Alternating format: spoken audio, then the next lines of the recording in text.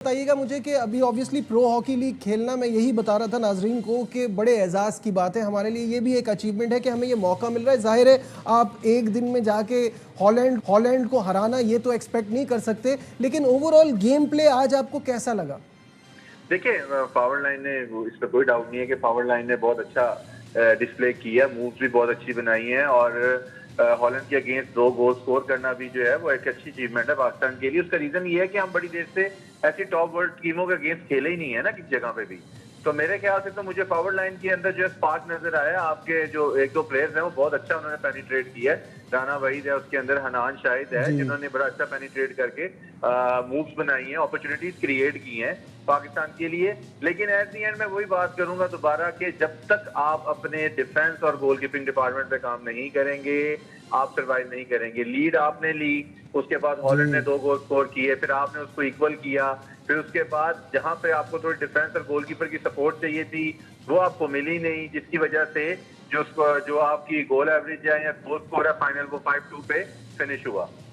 जी बिल्कुल ऐसा ही है। वही मेरा अगला सवाल भी आपसे ये था कि हन्नान ने आपको एक अर्ली एडवांटेज दिला दिया था, उसके बाद 2 गोल पड़े और क्वार्टर 2 में गोल लाइन जो थी, वो स्कोर लाइन जो थी वो 2-2 से बराबर थी, बट उसके बाद वो 3 गोल करते हैं। तो समहाउ कहीं ना कहीं, जहां आपने डिफेंस की बात की, क्या हमारी फिटनेस भी उस लेवल की नहीं है? ऐसा लगता है प्लेयर एंड में जाके थोड़े लेथार्जिक हो जाते हैं। देखिए जो आपका यंग कॉम्बिनेशन है पावर लाइन का वो किसी जगह पे भी नजर नहीं आया लेथार्जिक होते हुए, लेकिन आपकी डिफेंस और मिडफील्ड जो है वो एक टाइम पे आके वो एक खड़ी हो गई थी और उसकी मूवमेंट बहुत स्लो हो गई थी, जिसकी वजह से हॉलैंड ने आपकी पेनिट्रेट और ज्यादा सर्कल में पेनिट्रेशन शुरू कर दी थी। सेकेंडली हम शॉर्ट कॉर्नर डिफेंस के ऊपर एशियन टीमों से लेके यूरोपियन टीमों तक सेम वही काम कर रहे हैं, उसी में हम हमारा फ्लॉ है, उसी के अंदर डिफेंस में हम मार खा रहे हैं। और हॉलैंड ने भी शॉर्ट कॉर्नर पे गोल स्कोर किया, आपके गोलकीपर की भी स्टेबिलिटी जो है वो नहीं है। मैं फिर वही बात कर रहा हूँ कि अगर आपने इंटरनेशनल हॉकी में सर्वाइव करना है तो यंग गोलकीपर्स को 7 चांस दें। इन गोलकीपर्स को आप पिछले 2 साल से आजमा चुके हैं, इन्वेस्टमेंट करें और उस पूल को बढ़ाएं अपने गोलकीपर्स के, ताकि आपने अगर देखें ये वो टाइम है, प्रो लीग से हमें कुछ भी हासिल नहीं होना। प्रो लीग से हमें एडवांटेज इस चीज का है कि हम वर्ल्ड बेस्ट टीम्स के साथ खेलेंगे, उसका फायदा हमें वर्ल्ड कप के क्वालिफायर राउंड में होगा जब हम क्वालिफाई के लिए वर्ल्ड कप क्वालिफाई खेलने आएंगे। लेकिन उसमें हमें ये एक्सपेरिमेंट करने हैं कि हमने अपनी अच्छी बेस्ट टीम ओलंपिक्स क्वालिफाई के राउंड आने से पहले, एशियन गेम्स आने से पहले बनानी है और वर्ल्ड कप क्वालिफाई राउंड से पहले हमने डिसाइड करना है कि हमने किन प्लेयर्स के साथ जाना है। तो मेरे ख्याल से कुछ प्लेयर जैसे अबू बकर, मुझे नहीं समझ आया कि अबू बकर को आपने टीम में क्यों लिया, 1 साल बाद वो वापस आया, आपने उसको टीम में ले लिया, उसकी जगह आप एक और प्लेयर अच्छा क्यों नहीं लेके गए, यंग प्लेयर जो जूनियर का करंट प्लेयर था। तो मुझे ये समझ नहीं आया कि हमारा जो हेड कोच है वो अभी तक उस सेम फॉर्मूले पे क्यों काम कर रहा है, वो किस चीज को डिले कर रहा है। मेरे ख्याल से आपको अच्छी टीमों के अगेंस्ट मैचेस मिल रहे हैं, आप उनको यूटिलाइज करें, टीम कॉम्बिनेशन बनाएं और अपने कुछ एरिया जिनके ऊपर बार बार हर बंदा कह रहा है डिफेंस गोलकीपर और वो उनमें कोई भी चेंजेस और कोई भी तब्दीली करने को तैयार नहीं। अच्छा, गोलकीपर का प्रॉब्लम जैसे आपने खुद भी आइडेंटिफाई किया कि काफ़ी टाइम से चल रहा है, ये अभी की बात नहीं है, तो इसको देखा नहीं जा रहा।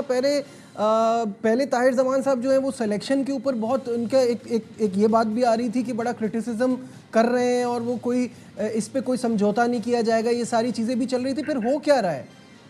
देखिए बात यह है कि अगर समझौता ना किया होता ताहिर जमान ने तो या ताहिर भाई ने, तो फिर वो वापस टीम के साथ ना आते दोबारा। This is my point. जो मसला बना था उसके बाद उन्होंने दोबारा नहीं किया, डिफेंस में उन्होंने चेंज नहीं किया, अबू बकर को उन्होंने टीम में ले लिया जो 1 साल बाद आया था। तो मेरे ख्याल से हेड कोच के लिए अगर ताहिर जमान साहब देखें प्रोफेशनल कोच है, सीजन कोच है, लेकिन मसला ये है यहाँ पे आके कि यहाँ पे आके वो क्यों कंप्रोमाइज कर रहे हैं। सवाल ये है कि अगर आप एक अच्छी टीम बनाने जा रहे हैं, आपको ऑल इन ऑल अथॉरिटी दी गई है, आप यंग प्लेयर्स बना रहे हैं, आप प्रोफेशनलिज्म को लेके जा रहे हैं, तो फिर इसके ऊपर आप कंप्रोमाइज मत करें। यही टाइम है कि आप एक अच्छी टीम को बिल्ड कर सकते हैं जिससे आपके पास पावर लाइन, बहुत देर के बाद अच्छी पावर लाइन आई है जो कि पेनिट्रेट कर रही है वर्ल्ड बेस्ट टीम्स के अगेंस्ट। कोई आसान काम नहीं है पेनिट्रेशन करना, लेकिन आप जिन जगहों पे आपको सपोर्ट चाहिए उन जगहों पे आप अभी तक उन एरियाज में काम नहीं कर रहे और उन्हीं बंदों को ट्राई आउट कर रहे हैं जिनके अगेंस्ट अब आपको कुछ भी नहीं मिलना।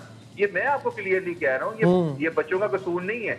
यंग गोलकीपर आपके पास जो जूनियर के गोलकीपर हैं आप उनको अटैच करें एक सीनियर गोलकीपर के साथ, जो भी आपने गोलकीपर फर्स्ट चॉइस में रखना है उसको इन्वेस्ट करें। आप डिफेंस के अंदर डिफेंस के अंदर कोई चीजों को चेंज करें ताकि आपको फायदा हो। अगर आप इसी तरह चलेंगे तो ठीक है, सम टाइम आप बहुत अच्छा परफॉर्म करेंगे, लेकिन जहां पे कोई डिसाइडेड गेम आएंगे आप परफॉर्म नहीं कर सकेंगे।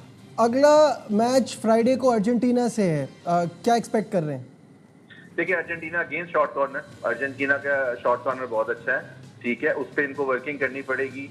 सेकेंडली, गोलकीपर्स को थोड़ा बूस्टअप करना पड़ेगा और उनको थोड़ा कॉन्फिडेंस देना पड़ेगा। स्पेशली अमाद बट को डिफेंस में अपना एटीट्यूड मजीद बेहतर करना चाहिए ताकि वो एक लीडर है और वो एज ए लीड करे टीम को जितना उसको एज ए सीनियर उसकी जरूरत है टीम को। और उसके साथ साथ मैं ये समझता हूँ कि पाकिस्तान को शॉर्ट कॉर्नर अवॉइड करना चाहिए, क्योंकि अर्जेंटीना स्ट्रक्चर में खेलेगा, हम स्ट्रक्चर में नहीं खेलेंगे।